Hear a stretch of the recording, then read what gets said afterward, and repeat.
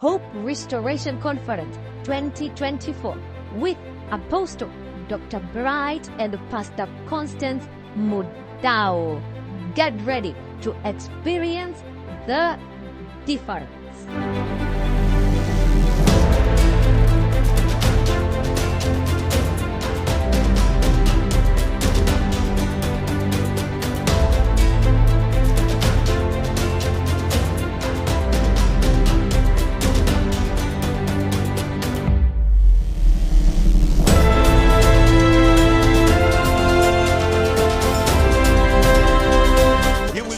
Situation. I said He will change your situation. I said He will change your situation.